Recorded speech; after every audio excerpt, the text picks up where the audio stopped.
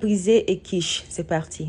Pour réaliser votre quiche, vous pouvez soit acheter votre pâte brisée ou le réaliser vous-même. Si c'est le cas, voici comment ça se passe. Dans un bol, tu vas prendre ta farine de blé tout usage, ensuite ajouter sucre et sel. Après ça, tu vas prendre ton beurre bien glacé que tu vas découper en petits morceaux. Ensuite, dans ta farine, ajoute ton beurre et passe le tout sur ton plan de travail. À la base, le mélange de la farine et du beurre se fait au mixeur, mais pour ceux qui n'ont pas de mixeur, je le fais à la main. Le but ici est de ne pas mélanger notre beurre à notre farine de manière pâteuse, mais d'incorporer notre beurre en petits morceaux dans notre farine pour qu'on obtienne un effet sablé. Comme ça, quand la pâte sera prête, on pourra toujours observer des petits morceaux de beurre là-dedans.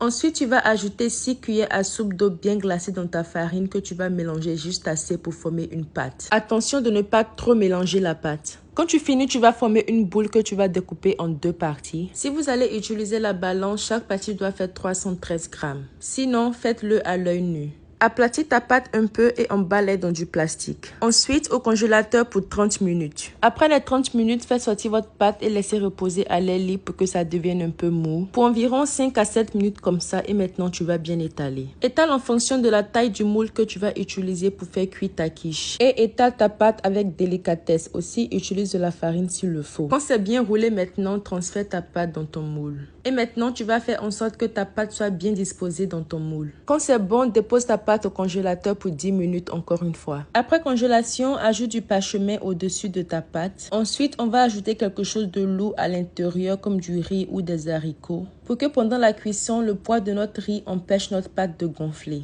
Ensuite, tu vas pré-cuire ta pâte pour 200 degrés Celsius pour environ 20 à 30 minutes. Pré-cuire notre pâte brisée va permettre à ce que notre croûte à tarte reste bien croustillant. Et cela après l'ajout et cuisson de notre quiche. Pour ma quiche, je vais faire cuire des lardes et les rendre bien croustillants. Ensuite, caraméliser un peu d'oignon avec l'huile des lardes et bien assaisonner. Après ça, tu vas prendre 4 œufs que tu vas bien battre. Ensuite, ajouter crème entière, lait, assaisonner à votre goût et bien mélanger encore une fois. Et comme fromage, vous pouvez utiliser gruyère, mais par défaut, moi j'ai fait un mélange de fromage suisse et gouda. Pour l'assemblage, ajoutez vos oignons et lardes, ensuite fromage. Après ça, ajoutez votre mixture de lait et œufs. Et si vous le voulez bien, ajoutez encore plus de fromage et de lardes. La cuisson va se faire à 190 degrés Celsius pour environ 45 minutes à 1 heure ou jusqu'à ce que votre quiche soit prête. On va maintenant couper. Notre croûte se décolle très facilement de notre moule. C'est bien doré et c'était très bien croustillant. Et concernant le goût, c'était parfait. C'était tellement délicieux. Rien de tel que de manger une quiche avec une croûte qui a été faite maison. Parfait. Et voilà que nous avons terminé. N'oublie pas de t'abonner et je vous dis à plus pour un nouveau délice. Bye guys.